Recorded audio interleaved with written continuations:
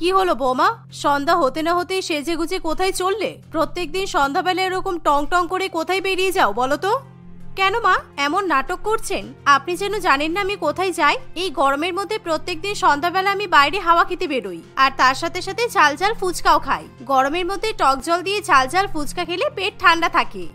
গরমের মধ্যে তুমি প্রত্যেকদিন ঝাল দিয়ে টক জল দিয়ে ফুচকা খাচ্ছ? লোকে গরমে বাঁচে না, আর এই গরমের মধ্যে তুমি ফুচকা খেয়ে নিজের শরীর খারাপ করবে, তাও আবার বেশি ঝাল দেওয়া ফুচকা। আপনার এখন 60-এর উপর বয়স হয়ে গেছে, তাই আপনি ঝাল দিয়ে মচমচে ফুচকা খাওয়ার মর্ম বুঝবেন না। আর এই গরমের মধ্যে ফুচকার স্বাদ যেন আরো বেশি বেড়ে যায়। তাই আমি আপনার সঙ্গে বেশি কথা বলতে পারছি না, কারণ আমার ফুচকা খাওয়ার সময় হয়ে গেছে। আমি গেলাম। এই বলে নিশা তাড়াতাড়ি করে ঝাল ঝাল ফুচকা খাওয়ার জন্য বেরিয়ে পড়ে। পাড়ার মোড়ে দাঁড়িয়ে নিশা পাড়ার অন্যান্য বউদের জন্য অপেক্ষা করতে থাকে। প্রত্যেকদিন এভাবে সেই পাড়ার সকল বউরা রতনের দোকানে ঝাল ঝাল ফুচকা খেতে চলে যায়, আর ফুচকা খেতে খেতে নিজের সংসারের নামে পরনিন্দা পরচর্চা করে। কিছুক্ষণের মধ্যেই নিশার প্রতিবেশী বন্ধুরা চলে আসলে নিশা তাদের সঙ্গে রতনের কাছে ফুচকা খেতে চলে যায়। এই যে আপনাদের জন্যই অপেক্ষা করছিলাম। আজকে যা গরম পড়েছে তাই ভাবছিলাম একটু তাড়াতাড়ি চলে যাব, কিন্তু আপনারা আসবেন বলেই দাঁড়িয়ে আছি। আপনাদের জন্যই ঝাল ঝাল মুচমুচে ফুচকা তৈরি করে রেখে দিয়েছি, তাড়াতাড়ি খেয়ে নিন। বাবা, আমরা আসবো বলে তুমি আগে থেকেই ঝাল ঝাল ফুচকা তৈরি করে রেখেছো? আর কোনোদিনও তো এরকম বাড়ি যাওয়ার জন্য তাড়াহুড়ো করো না, আজকে এত তাড়াহুড়ো করছো কেন? সকাল থেকে কত গরম পড়েছে দেখছেন না? আমি সেই গ্রাম থেকে সকালবেলা এই গরমের মধ্যে শহরে ফুচকা বিক্রি করতে আসি, তারপর সারাদিন ফুচকা বিক্রি করে ঘুরে ঘুরে সন্ধ্যাবেলা আপনাদের পাড়ায় আসি, তারপর আপনাদের ফুচকা খাইয়ে বাড়িতে যাই। আর বুঝতেই তো পারছেন সারাদিন ফুচকার গাড়ি নিয়ে ঘুরতে কত কষ্ট হয়। তাই আজকে ঠিক করেছিলাম তাড়াতাড়ি বাড়ি চলে যাব। ঠিক আছে, তুমি তাড়াতাড়ি আমাদেরকে ফুচকা দাও। এই প্রচন্ড গরমের মধ্যে তোমার হাতে ঝাল ঝাল ফুচকা খেয়ে পেটটাকে একটু ঠান্ডা করি, কারণ এমনিতেই সকাল থেকে শাশুড়ি মায়ের ক্যাচ ক্যাচ শুনতে শুনতে পেট আর মাথা দুটোই গরম হয়ে গেছে। তা যা বলেছিস, আজকে যখন আমি ঝাল ঝাল ফুচকা খেতে আসছি তখন আমার শাশুড়ি মামাকে কত প্রশ্ন করেছি জানিস? আর ভালো লাগে না, ওনার এত প্রশ্নের উত্তর দিতে দিতে আমি বিরক্ত হয়ে যাচ্ছি। সারাদিন এই গরমের মধ্যে খেটে খেটে মরবো, তারপর সন্ধ্যাবেলা যখন ঝাল ঝাল ফুচকা খেতে আসবো তখন ওনার প্রশ্নের উত্তর দিতে হবে, আর তখনই তো আমার মাথাটা গরম হয়ে যায়। তুই এই কথা বলছিস? আজকে জানিস আমার শাশুড়ি মা কি করেছে? সন্ধ্যাবেলা যখন আমি ফুচকা খেতে আসবো তার আগে আমাকে ইচ্ছা করে সবার জন্য গরম গরম সিঙ্গারা আর রুটি করতে বললো, তারপরে আমাকে ফুচকা খাওয়ার জন্য বাইরে বেরোতে দিল। কেমন দজ্জাল শাশুড়ি, বুঝতে পারছিস? এভাবে সংসারের নামে পরনিন্দা পরচর্চা করতে করতে তারা ঝাল ঝাল মুচমুচে ফুচকা খেতে থাকে। আরে ও রতন দা, কি করছো? আর একটু বেশি করে ঝাল দাও না। এটা কোনো ঝাল দেওয়া হয়েছে? ফুচকা খাচ্ছি কিন্তু মুখে একদমই ঝাল লাগছে না। কি বলো গো বৌদি, ঝালের তো একেবারে গুষ্টি দিয়ে দিলাম, তবুও তো আমাদের ঝাল লাগছে না। দাঁড়াও দাঁড়াও, ফুচকার আলোতে আরো বেশি করে লঙ্কা ঢেলে দিচ্ছি, তারপর দেখবে কেমন ঝাল লাগে। আমার তৈরি ফুচকাই ঝাল হয়নি, এটা তো বললে আমি শুনবোই না। দাঁড়াও। এই বলে রতন ফুচকাতে আরো বেশি বেশি করে ঝাল দিয়ে দেয়। নিশা এবং তার প্রতিবেশী বান্ধবীরা মিলে সেই ঝাল ঝাল ফুচকা খেয়ে ঝালে হু হু করতে করতে বাড়ি চলে যায়। বাড়িতে যাওয়ার পর তাদের শাশুড়ি মায়ের কাছে প্রত্যেকটা বউকে অনেক কথা শুনতে হয়, কিন্তু তাতেও তাদের কিছু যায় আসে না। এভাবে দেখতে দেখতে আরো কিছুদিন কাটে, আর সময়ের সঙ্গে সঙ্গে গরমের পরিমাণ আরো বাড়তে থাকে, আর পাড়ার সমস্ত বউরা মিলে ঝাল ঝাল ফুচকা খাওয়ার পরিমাণও আরো বাড়িয়ে দেয়। একদিন তারা সবাই মিলে ফুচকা খাচ্ছে, এমন সময় কি গো রতন, হাতে ফুচকার পাতা নিয়ে আর কতক্ষণ দাঁড়িয়ে থাকবো? তুমি তো সেই কখন থেকে এই মহিলাগুলোকে ঝাল ঝাল ফুচকা খাইয়ে যাচ্ছ, আর আমি আমার পরিবার নিয়ে ফুচকা খাওয়ার জন্য দাঁড়িয়ে আছি। এই গরমের মধ্যে দাঁড়িয়ে থাকতে পারছি না, তাড়াতাড়ি করো। এই যে বাবু, এখনই হয়ে যাবে, ওনাদের ফুচকা খাওয়া এখনই শেষ হয়ে যাবে, তারপর আপনাদেরকে ফুচকা দিচ্ছি, আর একটু অপেক্ষা করুন। না না, আমার বউ আর মেয়ের এই গরমের মধ্যে দাঁড়িয়ে থাকতে অনেক কষ্ট হচ্ছে, ওরা ঘেমে যাচ্ছে, তবুও তোমার হাতে ঝাল ফুচকা খাবে বলে দাঁড়িয়ে আছে। সুতরাং আমরা দাঁড়িয়ে থাকতে পারবো না, আমাদের ফুচকা দিলে দাও, তা না হলে আমরা চলে যাচ্ছি। শ্যামলবাবু রতনের সঙ্গে এরকম কথা বললে নিশা এবং সবিতা ভীষণ পরিমাণে রেগে যায়, আর তারা দুজনে মিলে শ্যামলবাবু এবং তার পরিবারের সঙ্গে ঝগড়া করা শুরু করে। নিশা এবং সবিতার একটাই মতামত যে তারা যখন ফুচকা খাবে তখন রতন অন্য কাউকে ঝাল ঝাল ফুচকা দিতে পারবে না। উফ, এই লোকটা গরমের মধ্যে ফুচকা খাওয়ার জন্য এত ক্যাচ ক্যাচ করছে কেন? আমি তো কোনোদিনও কোনো ব্যাটা ছেলেকে এরকম মেয়েদের মতো ফুচকা খাওয়ার জন্য ঝগড়া করতে দেখিনি। এই গরমের মধ্যে গলাবাজি করে আবার ঝগড়া করছে, অসহ্য একেবারে। রতন দা, তুমি শুধু আমাদেরকে ঝাল ঝাল ফুচকা খাওয়াবে, আর কাউকে নয়। আপনি আচ্ছাই বদমাইশ মহিলা যে, কিভাবে কথা বলতে হয় ভদ্রতা জানেন না? আর আপনি তো দেখছেন আপনার ঝাল ঝাল ফুচকা খাওয়ার জন্য পেছনে কতটা লাইন পড়ে গেছে, তবুও আপনারা ফুচকা খাওয়া থামাচ্ছেন না। এগুলো কিরকম ব্যবহার? শ্যামলবাবু এই কথা বলে আর ফুচকা খেতে চায় না।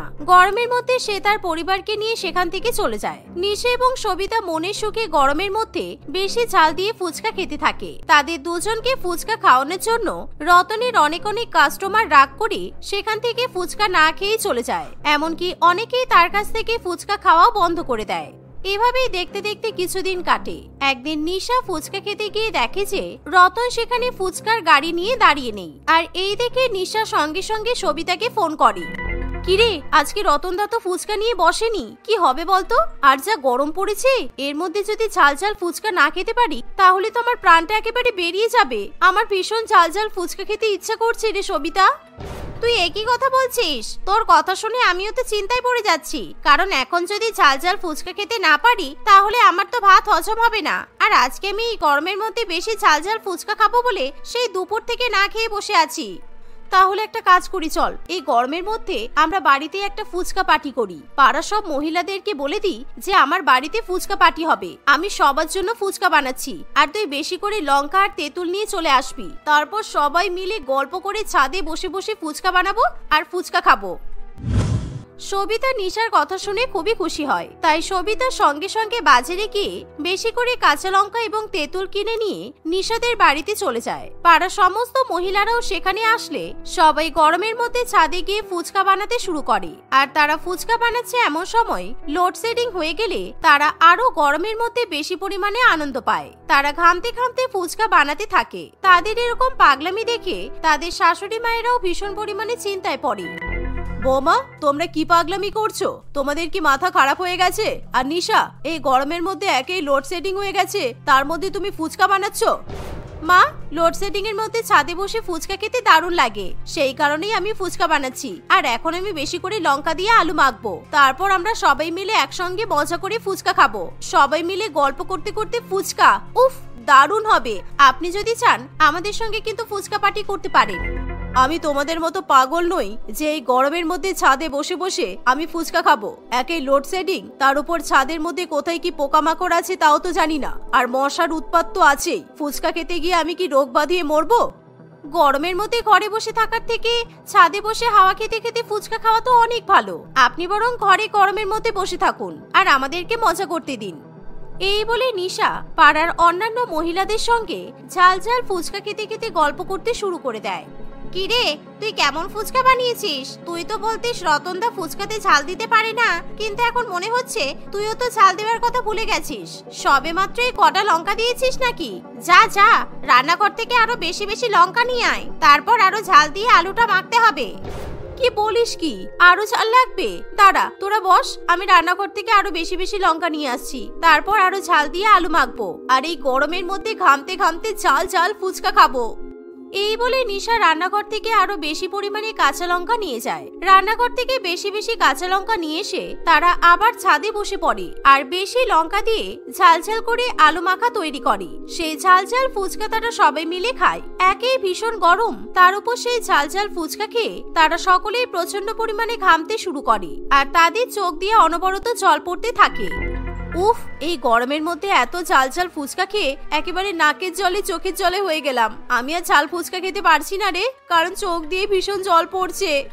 এরই মধ্যে নিশা ভুলে যায় সে নিজের হাতেই বেশি বেশি লঙ্কা দিয়ে আলু মেখেছিল, আর চোখে জল মোছার জন্য নিশা সেই লঙ্কার হাত চোখে দিয়ে দেয়, আর এর ফলে তার চোখ ভীষণ জ্বালা করতে থাকে। লোডশেডিং এর মধ্যে সে চারিদিকটা ঠিকভাবে দেখতে না পাওয়ায় ছাদের মধ্যে ঝালের চোটে সে দৌড়াদৌড়ি করতে শুরু করে দেয়।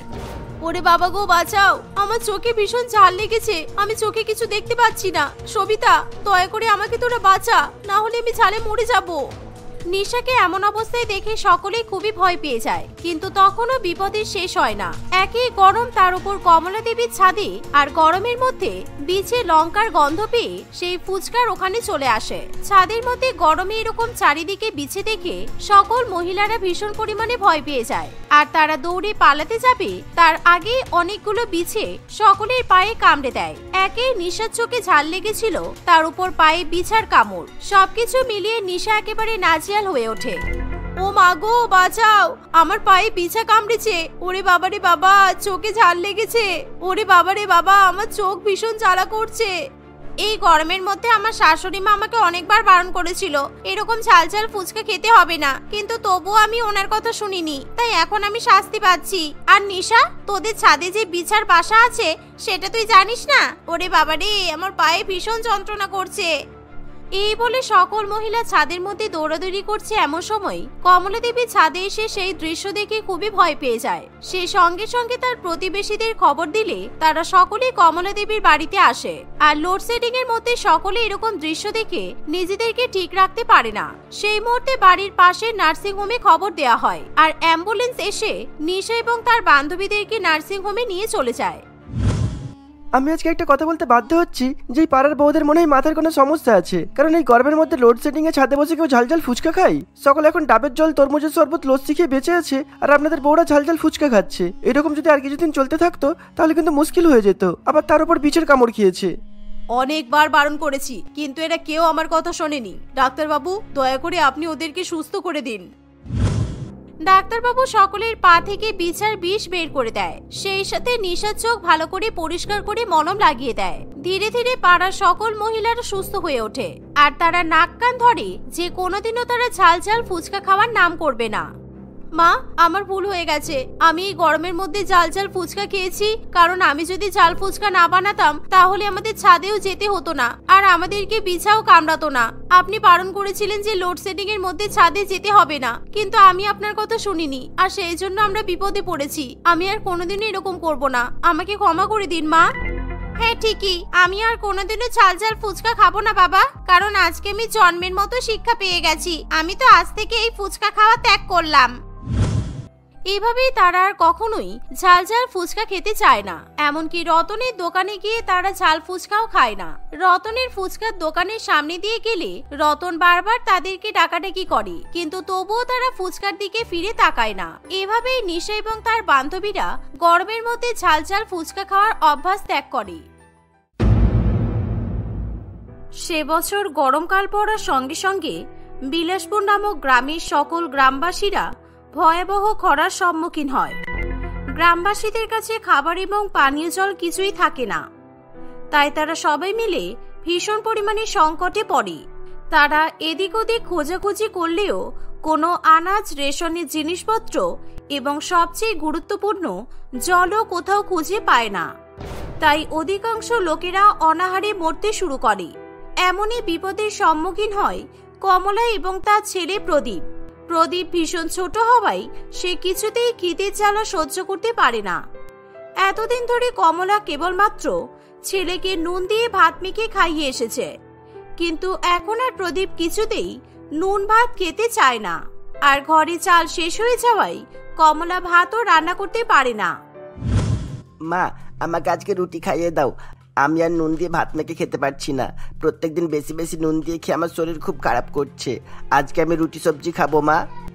আমাদের ঘরে চাল ডাল আটা কিচ্ছু নেই রে প্রদীপ, আমি তোকে রুটি করে দিতে পারবো না। আর এখন গ্রামের অবস্থা একেবারে মরক লেগে গেছে। বাজারে আটা সবজি কিছুই পাওয়া যাবে না। কিভাবে খেয়ে পড়ে বেঁচে থাকবো সেটাই ভাবছি। কিন্তু মা, আমার খুব খিদে পেয়েছে। আমি যদি কিছু না খাই তাহলে তো আমি মরে যাব। আর আমি তো কতদিন ধরে ভালো করে খাবার খাই না। আমার ভালো লাগছে না মা। এই দুঃখের দিন কবে শেষ হবে? তুই চিন্তা করিস না, আমি বাইরে বেরিয়ে দেখছি কোথা থেকে খাবার জোগাড় করা যায়, কিন্তু তোর জন্য আমি যে করে হোক রুটির ব্যবস্থা করে নিয়েই আসবো। এই বলে কমলা ভয়াবহ খরার মধ্যে নিজের ছেলের খাওয়ার জন্য রুটি খুঁজতে বেরিয়ে পড়ে, কিন্তু চারিদিকে কোথাও খাবারের একটা দানাও খুঁজে পাওয়া যায় না। গ্রামবাসীরা প্রত্যেকে খিদের জ্বালায় ধুঁকতে শুরু করে। অনেক মাইল হাঁটার পর কমলা তাদের গ্রামের প্রধান হরলাল বাবুর বাড়িতে গিয়ে পৌঁছায়। সে বাড়ির দালানে বসে পেপার পড়ছে। এমন সময় কমলা কাঁদতে কাঁদতে তার কাছে গিয়ে বলে, বাবু, আমাদেরকে বাঁচান বাবু।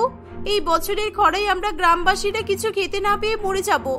আপনি অনেক বড় লোক, আর আপনার মন অনেক বড়, তাই আপনি দয়া করে আমাকে বাঁচান। আমার ছেলেটাকে আমি প্রত্যেকদিন নুন ভাত খাইয়ে রাখছি, কিন্তু আজকে আমাদের রান্নাঘরে আর কিচ্ছু নেই। আপনি যদি দয়া করে আমাকে দুটো রুটি দিয়ে সাহায্য করেন তাহলে খুব উপকার হয়। আচ্ছা ঠিক আছে, তোমাকে কাঁদতে হবে না। হরলাল বাবুর কথা শুনে কমলা খুশি হয়। গ্রামের প্রধান হরলাল বাবু অত্যন্ত দয়ালু মনের মানুষ ছিল। তার গ্রামের লোকেরা এরকম কঠিন সময়ে খাবার পাচ্ছে না বলে হরলাল বাবু নিজেও খাবার খায় না। তাই কমলা যখন নিজের ছোট ছেলের জন্য খাবার চাইতে আসে, এই দেখে হরলাল বাবুর চোখেও জল আসে। কিছু না খেতে পেয়ে আমার মাথা ঠিক নেই বাবু, আপনি দয়া করে আমার ছেলের খাবারের ব্যবস্থা করে দিন, না হলে ও মরে যাবে। ঠিক আছে, তুমি দাঁড়াও, আমি দেখছি কি করা যায়, আর একদম কান্নাকাটি করো না। এই বলে হরলাল বাবু রান্নাঘরে যায়। সে দেখে যে তার বৌমা গরম গরম ভাত এবং মাছের মাথা দিয়ে ডাল রান্না করে রেখেছে। আর দেরি না করে হরলাল বাবু এক বাটি ডাল এবং এক বাটি ভাত নিয়ে চলে আসে। সেই গরম গরম ভাত এবং মাছের মাথা দিয়ে ডাল সে কমলার হাতে ধরিয়ে দেয়। এই নাও, আমি তোমাকে বাটি ভরে মাছের মাথা দিয়ে ডাল আর ভাত দিয়েছি। তুমি আগে গিয়ে তোমার ছেলেকে এই ডাল ভাত মাকে খাইয়ে দাও। আর আমি ডাল আর ভাতের পরিমাণ যথেষ্ট বেশি দিয়েছি, সুতরাং তোমার ছেলের খাওয়া হয়ে গেলে তুমি এই ডাল ভাত খেয়ে নিতে পারবে। আপনাকে অসংখ্য ধন্যবাদ বাবু, সত্যি আপনার মন অনেক বড় আর আপনি অনেক দয়ালু। আপনাকে আমরা গ্রামের প্রধান হিসেবে পেয়ে ধন্য। এই বলে কমলা খুশি হয় এবং ডাল ভাত নিয়ে সেখান থেকে চলে যায়। কিন্তু হরলাল বাবুর মন সকলের জন্য কেঁদে ওঠে। সে যেহেতু গ্রামের প্রধান, তাই খরার সময় তার দায়িত্ব বেশি হওয়া উচিত। এই কারণে হরলাল বাবু নিজের ছেলে রতন এবং বৌমা মোনার কাছে যায়। রতন, আমি ভাবছিলাম গ্রামের মানুষদের এই কঠিন সময়ে আমাদের ওদের পাশে থাকা দরকার। আমি যদি এখন ওনাদেরকে উপকার করতে না পারি, তাহলে তো আমার প্রধান হয়ে কোনো লাভ নেই। এই দুর্ভিক্ষের সময় আমাদের গ্রামবাসীরা কিছু খেতে পারছে না, তাই আমার খুব কষ্ট হচ্ছে রে। খরার সময় তোমার গ্রামবাসীরা খেতে পারছে না, তাতে আমি কি করবো বাবা? আর তুমি এইসব কথাবার্তা আমাকে বলছো কেন? ওরা খেতে পারছে না মানে তুমি কি এখন তোমার সমস্ত সম্পত্তি ওদের উপর লুটিয়ে দিতে চাইছো? ওই গরিব ভিখারিগুলোর জন্য দেখছি তোমার মন তো একটু বেশিই কাঁপছে। এইরকম ভাবে কথা বলছিস কেন রতন? আমি সম্পত্তি লুটিয়ে দেওয়ার কথা একবারও বলিনি। বৌমা প্রত্যেকদিন রান্নাঘরে ভালো মন্দ রান্না করছে, আর আমাদের ঘরে রেশন কিংবা চাল ডাল আনাজপাতির কোনো কিছুরই অভাব নেই। তাই আমি চাইছিলাম এই কঠিন সময় আমাদের রান্নাঘরের দরজা গ্রামবাসীদের জন্য খুলে দিতে। আর বৌমা, তুমি যদি পারো তাহলে গ্রামের কৃষকদের গরিব মহিলাকে নিজের সাথে নিয়ে নাও, আর সকলে মিলে আমাদের রান্নাঘরে রান্না করো। তারপর আমরা সবাই একসাথে গ্রামবাসীদের সাথে বসে খাবার খাবো। কি? আমি আমার জমিদার বাড়ির রান্নাঘর ওই গরিব ভিখারিগুলোর জন্য খুলে দেব? আপনার মনে হয় মাথা পাগল হয়ে গেছে, তাই আপনি ডাক্তার দেখান। আমার বর কষ্ট করে রোজগার করে নিয়ে আসে, তাই আমরা রোজ ভালো মন্দ খাবার খেতে পারি। আমি ফ্রিতে এসব খাবার সবার মধ্যে বিলিয়ে দিতে পারবো না। হ্যাঁ, মনে ঠিক কথাই বলেছে। আর গ্রামের প্রধান তো তুমি, আমাদের উপরে সব সামনে তুমি নিয়ে এসো না। সারা জীবন ওই গরিবগুলোকে খাওয়ানো আমাদের পক্ষে সম্ভব নয়। চলো, খুব খিদে পেয়ে গেছে, আমরা এখন খেয়ে নিই। তোর আর বৌমার মুখের বড় বড় কথা শুনে আমার খাবার হজম হয়ে গেছে, সুতরাং আমার খাবার কোনো দরকার নেই। আমার গ্রামবাসীরা যখন খেতে পাচ্ছে না তখন আমিও খাবো না, তোরা গিয়ে খেয়ে নে। আর আমি সারা জীবন ওদেরকে খাওয়ানোর কথা বলিনি, আমি শুধু ভেবেছিলাম তোর অন্তত এই কঠিন সময় ওদের উপকার করবি, কিন্তু আমি ভুল ভেবেছিলাম। এই বলে হরলাল বাবু সেখান থেকে চলে যায়। গ্রামবাসীরা গরিব বলে তারা খাবার খেতে পারছে না, আর হরলাল বাবুর কাছে ক্ষমতা থাকতেও তার ছেলে এবং বৌমার জন্য সে কাউকে সাহায্য করতেও পারে না। কিন্তু আজকে যদি হরলাল বাবুর ছোট ছেলে রাহুল এবং রাহুলের বউ দেবাঞ্জনা সেই বাড়িতে থাকতো, তাহলে গ্রামবাসীকে হয়তো কোনো কষ্ট করতে হতো না। দেবাঞ্জনা রান্নাঘরে সবার জন্য রান্না করত, আর গ্রামবাসীরা সেই খাবার খেতে পারত। কিন্তু রাহুল বাবার অমতে গিয়ে দেবাঞ্জনাকে বিয়ে করে, তাই হরলাল বাবু এবং তার পরিবার দেবাঞ্জনা ও রাহুলকে বাড়ি থেকে তাড়িয়ে দেয়। আমাদের ছোট ছেলে আর ছোট বৌমাকে বাড়ি থেকে তাড়িয়ে আমি খুব ভুল করেছি। ওরা এখন এই গ্রামে একটা ছোট্ট করে ঘরে কষ্ট করে জীবন কাটাচ্ছে, আর এই খরার সময় কিভাবে খাবার খাচ্ছে কি জানি। অন্যদিকে রতন এবং মোনা কিছুতেই বাবার এরকম দয়ালু স্বভাব পছন্দ করতে পারে না। তারা হরলাল বাবুর নামে নিন্দা করতে শুরু করে দেয়। তোমার বুড়ো বাপ নিজেকে কি মনে করে শুনি? উনি আমাকে গ্রামের গরিবদের জন্য রান্না করার অর্ডার দিচ্ছেন। ওনার যদি এত ইচ্ছা হয় তাহলে রান্নাঘরে গিয়ে নিজে রান্না করুক না কেন? আরে তুমি এত চাপ নিচ্ছ কেন? আমি তখন তো বাবার মুখের ওপরেই বলে দিলাম যে তুমি কারোর জন্য রান্না করতে পারবে না। আসলে বাবার বয়স হয়েছে, তাই মনে হয় বুদ্ধি ভ্রষ্ট হয়ে গেছে। ভেবেছিলাম যে ছোট ভাইকে তাড়িয়ে সব সম্পত্তি নিজের নামে লিখিয়ে নেব, কিন্তু বাবা এখন সমস্ত সম্পত্তি বিক্রি করে ওই গরিবগুলোকে খাওয়ানোর পরিকল্পনা করছে মনে হয়। তার আগে তোমার বাবাকে বিষ খাইয়ে মেরে দিতে হয়, অসভ্য লোক একটা। এভাবেই দেখতে দেখতে কিছুদিন কাটে। গ্রামের পরিস্থিতি আরো ভয়াবহ হয়ে ওঠে।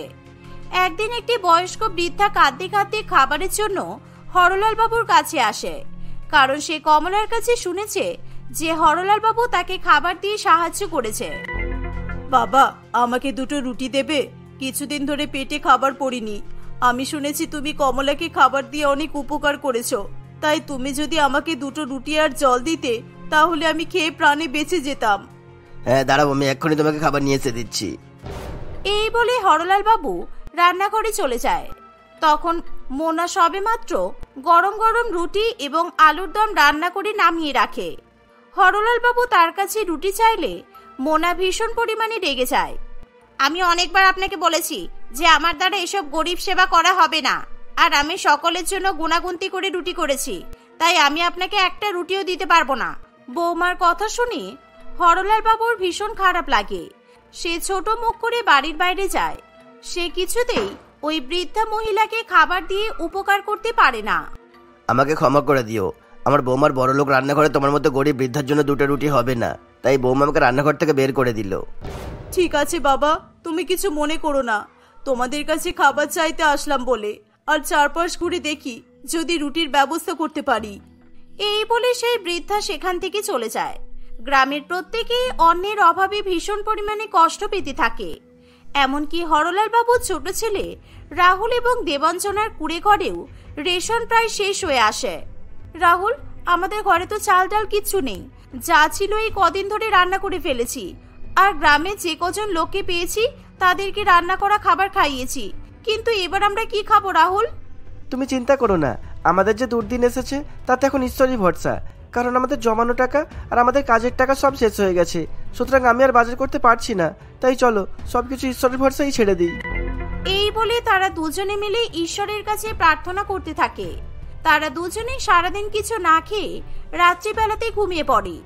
পরের দিন সকালবেলা ঘুম থেকে উঠে দেবাঞ্জনা যখন রান্নাঘরে যায়, তখন সে যা দেখে দেবাঞ্জনা নিজের চোখে বিশ্বাস করতে পারে না।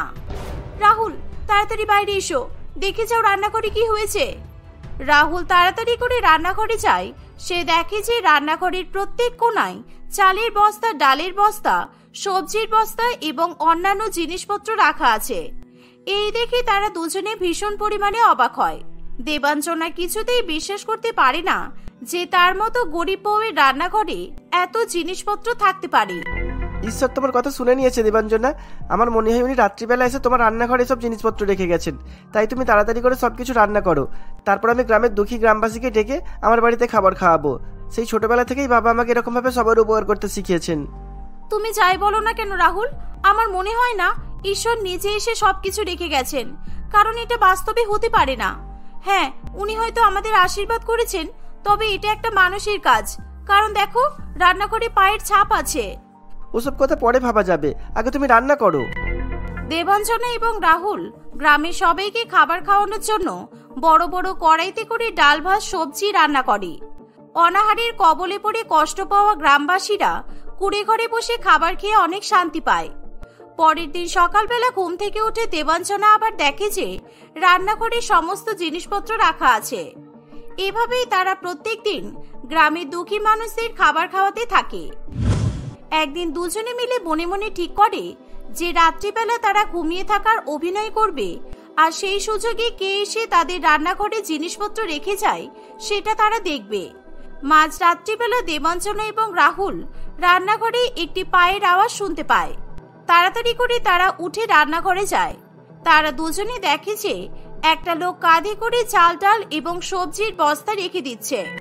আপনি কে, আর আপনি কার কথাই আমাদের রান্নাঘরে এসে এত খাবারের জিনিসপত্র রেখে যাচ্ছেন, আর আপনি নিজের মুখ ঢেকে আছেন কেন? কি হলো, সেই কখন থেকে চুপ করে দাঁড়িয়ে আছেন, আর প্রত্যেকদিন এভাবে আমাদের রান্নাঘরে এসে আপনি খাবারের জিনিসপত্র রেখে যাচ্ছেন? আমি জানি আপনি আমাদের অনেক উপকার করছেন, আর তার সাথে গ্রামবাসীরও উপকার হচ্ছে, কিন্তু আমাদের তো জানা দরকার যে আপনি কে, তাই আপনি আপনার পরিচয় দিন। দেবাঞ্জনা এবং রাহুল হরলাল বাবুকে সেখানে দেখে দুজনেই ভীষণ পরিমাণে অবাক হয়। আমি জানি না তোমাদেরকে না জানিয়ে তোমাদের গরিব রান্নাঘরে এসে খাবারের জিনিসপত্র রেখে যাওয়াটা ঠিক কিনা, কিন্তু আমার এই কাজ করার ফলে গ্রামের সকল মানুষেরা খেয়ে পড়ে বেঁচে আছে। তা না হলে এই দুর্ভিক্ষের সময় ওরা না খেয়ে মরে যেত, আর ওদেরকে উপকার করার মতো আমার কাছে একটা রাস্তাই ছিল, তাই তোমরা কিছু মনে করো না। না না বাবা, আপনি কোনো ভুল কাজ করেননি। আপনার দেওয়া জিনিসপত্র দিয়ে আমরা প্রত্যেকদিন সবাইকে রান্না করে খাইয়েছি, আর এভাবে ভবিষ্যতে সবাইকে আমরা রান্না করে খাওয়াবো। হরলাল বাবুর বড়লোক বড় ছেলে এবং বড় বউ এই পরিস্থিতির কথা শুনে ভীষণ পরিমাণে লজ্জা পায়। বড় বউয়ের বড়লোক রান্নাঘরে গরিব লোকেদের খাওয়ার জন্য জায়গা না হলেও ছোট বউয়ের রান্নাঘরে প্রায় প্রত্যেক দিন 100 থেকে 200 গ্রামবাসী বসে আরাম করে খাবার খায়। এভাবেই সকলে মিলে একত্রিত হয়ে নিজেদের কঠিন পরিস্থিতি কাটিয়ে দেয়।